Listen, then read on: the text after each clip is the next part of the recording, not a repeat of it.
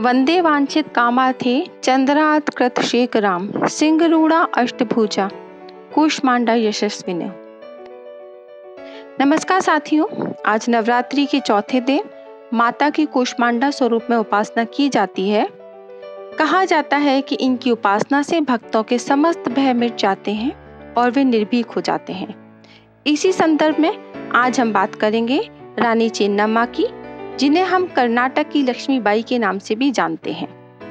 रानी चेन्नम्मा भारत के कर्नाटक के कित्तूर राज्य की रानी थी।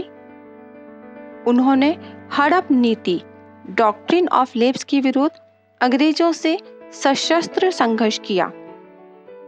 संघर्ष में यह वीरगति को प्राप्त हुई। भारत में उन्हें स्वतंत्रता के लिए संघर्ष करने वाले सबसे पहले शासकों में गिना जाता है। 19वीं सदी की शुरुआत में देश के बहुत से शासक अंग्रेजों की बदनीयत को समझ नहीं पाए थे, लेकिन उस समय भी कित्तूर की रानी चेन्नम्मा ने ब्रिटिश शासन के खिलाफ लड़ाई लड़ी। रानी चेन्नम्मा की कहानी लगभग झांसी की रानी लक्ष्मीबाई की तरह है, इसलिए उनको कर्नाटक की लक्ष्मीबाई भी कहा जाता है। वह पहली भारतीय शासक थी जिन्होंने ब्रिटिश ईस्ट इंडिया कंपनी के खिलाफ सशस्त्र विद्रोह किया था। 1857 के सिपाही विद्रोह के लगभग 3 दशक पहले 1824 में कित्तूर की रानी चेन्नम्मा ने अंग्रेजों से सशस्त्र विद्रोह किया। भले ही अंग्रेजों की सेना के मुकाबले उनके सैनिकों की संख्या कम थी और उनको गिरफ्तार कर लिया गया, लेकिन ब्रिटिश शासन के खिलाफ बगावत का नेतृत्व करने के लिए उनको आज भी याद किया जाता है। चेन्नम्मा का जन्म 23 अक्टूबर 1778 को बेलगांव कर्नाटक में हुआ था। बचपन से ही तेज तर्रार होने के कारण उन्होंने घुड़सवारी, तीर चलाना और शस्त्र संचालन में महारत हासिल की थी। उनकी शादी देसाई वंश के राजा मल्ला साजा से हुई थी, जिसके बाद वह कित्तूर की रानी बन गई। उनको एक बेटा हुआ था, लेकिन दुर्भाग्यवश 1824 में उसकी मृत्यु हो गई। अपनी बेटी की मृत्यु के बाद उन्होंने एक अन्य संतान शिवलिंगलप्पा को गोद ले लिया और अपनी गद्दी का वारिस घोषित किया। अंग्रेजों की नजर इस छोटे परंतु संपन्न राज्य कित्तूर पर बहुत दिन से थी। अवसर मिलते ही उन्होंने गोद लिए पुत्र को उत्तराधिकारी मानने से इनकार कर दिया और वे राज्य को हड़पने की योजना बनाने लगे।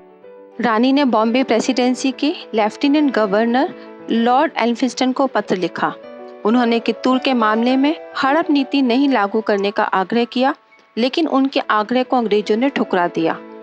आधा राज्य देने का लालच देकर अंग्रेजों ने राज्य के कुछ देशद्रोहियों को भी अपनी ओर मिला लिया, पर रानी चेन्नम्मा ने अपनी जनता से कहा, जब तक तुम्हारी रानी की नसों में रक्त की एक भी बूंद है, कित्तूर को कोई नहीं ले सकता।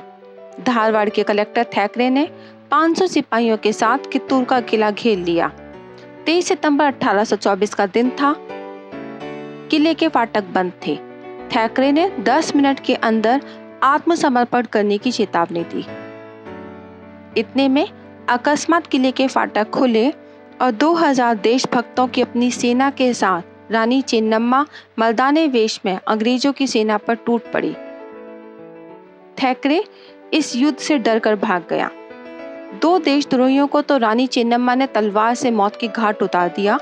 अंग्रेजों ने मद्रास और मुंबई से कुमुक मंगाकर 3 दिसंबर 1824 को फिर कित्तूर का किला घेर लिया, परंतु उन्हें कित्तूर के देशभक्तों के सामने से फिर पीछे हटना पड़ा। 2 दिन बाद वे शक्ति संचय करके आधम के छोटे से राज्य के लोग काफी बलिदान कर चुके थे। झांसी की रानी लक्ष्मीबाई के संघर्ष के पहले ही रानी चेन्नम्मा ने युद्ध में अंग्रेजों के दांत खट्टे कर दिए थे। हालांकि उन्हें युद्ध में कामयाबी नहीं मिली और उन्हें कैद कर लिया गया था। अंग्रेजों की कैद में ही रानी चेन्नम्मा का निधन हो गया था। आजादी की वेदी पर उन्होंने अपने प्राणों को उत्सर्ग कर दिया। डॉक्ट्रिन ऑफ लैप्स के अलावा रानी चेन्नम्मा का अंग्रेजों की कर नीति को लेकर भी विरोध था और उन्होंने उसे मुखर आवाज दी। रानी चेन्नम्मा पहली महिलाओं में से थी जिन्होंने अनावश्यक हस्तक्षेप और कर संग्रह प्रणाली को लेकर अंग्रेजों का विरोध किया। रानी पूरे देश के लिए प्रेरणा स्रोत है, लेकिन कर्नाटक के लोग उन्हें नायिका की तरह पूजते हैं। उनकी याद में प्रति वर्ष 22 अक्टूबर से 24 अक्टूबर तक कित्तूर उत्सव का आयोजन किया जाता है। भारत में उनकी याद में एक डाक टिकट एवं विशेष आवरण भी जारी हुआ है। उन्होंने आज़ादी की जो मशाल जलाई थी उसे देश के दीवानों ने तब तक जलाए रखा जब तक यह देश अंग्रेजों की गुलामी की जंजीर से आज़ाद नहीं हो गया। अति वीरांगना चिन्नम्मा रानी को सादर नमन। जय माता दी।